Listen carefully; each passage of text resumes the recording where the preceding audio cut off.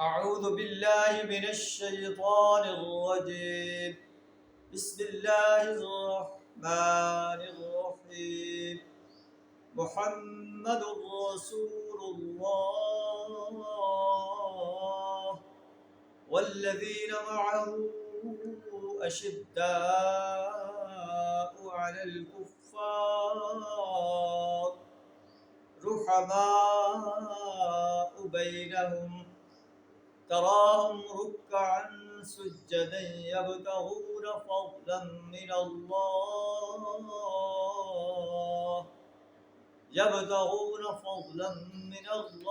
ورضوانا سيماهم في وجوههم من أثر السجود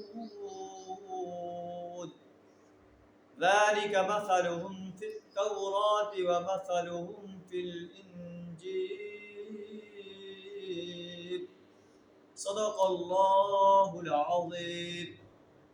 سورہ الفتح آیت نمبر 29 کا ایک جز آپ کے سامنے تلاوت کیا ہے، جس کا ترجمہ کچھ اس طرح ہے: محمد الرسول اللہ، محمد صلی اللہ علیہ وسلم اللہ کے رسول ہیں۔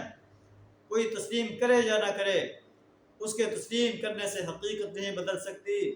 اللہ اس پر شہادت دے رہا ہے کہ محمد صلی اللہ علیہ وسلم اللہ کے رسول، اور جو آپ کے ساتھی ہیں اشداء علی الکفار، کفار پر بڑے سخت ہیں، ان کے لیے کوئی نرم چارہ نہیں ہے کہ کفار جیسے چاہیں انہیں موڑ دیں۔ وہ صبر و استقامت کے پہاڑ ہیں، اپنے ایمان پر ڈٹے ہوئے ہیں۔ رحماء بینہم، آپس میں رحیم۔ تراہم رکعا سجدا یبتغون فضلا من اللہ ورضوانا، آپ انہیں اللہ کے حضور رکوع کرتے ہوئے، سجدہ ریز ہوتے ہوئے اور اللہ کا فضل اور اس کی رضا تلاش کرتے ہوئے دیکھیں گے۔ کیا ہم بھی اپنے اندر یہ صفات رکھتے ہیں؟ رات کی تنہائیوں میں کھڑے ہو کر اللہ کے حضور سجدہ ریز ہوتے ہیں، اللہ کے حضور رکوع کرتے ہیں، اللہ کے فضل اور اس کی رضا تلاش کرتے ہیں۔ سیماہم فی وجوہہم من اثر السجود، سجود کے اثرات ان کے چہروں پر موجود ہیں۔ ایک انسان، ایک مومن انسان کو چہرے کو دیکھ کر پہچان سکتا ہے کہ یہ سچا مومن ہے۔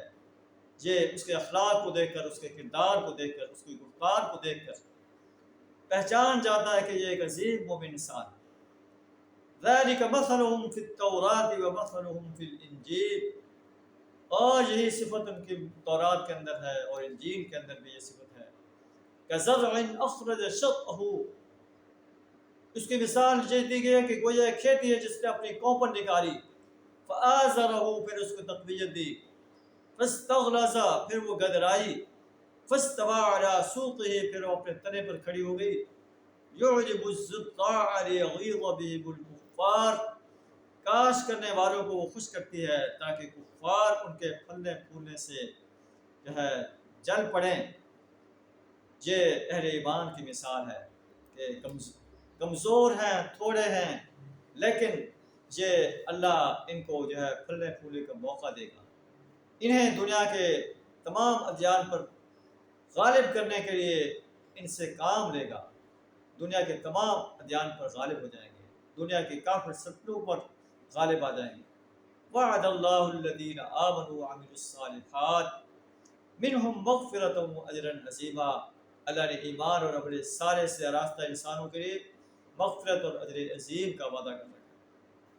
یہ وعدہ تو اس وقت کے مسلمانوں کے لیے تھا، لیکن قرآن جو کہ آفاقی کتاب ہے، جو مومن انسان اپنے آپ کو ان صفات سے آراستہ کرے گا، ایمان اور عمل صالح سے آراستہ کرے گا، اللہ کے دین کو غالب کرنے کے لیے میدان عمل میں آنے کی جرت کرے گا، اللہ فرماتا ہے وعد اللہ الذین آمنوا وعملوا الصالحات منہم مغفرۃ واجرا عظیما، اللہ انہیں مغفرت اور اجر عظیم سے نوازے گا۔ اللہ سے دعا ہے ہمیں بھی ایسے عظیم انسانوں میں شامل فرمائے۔ وآخر دعوانا الحمد للہ رب العالمین۔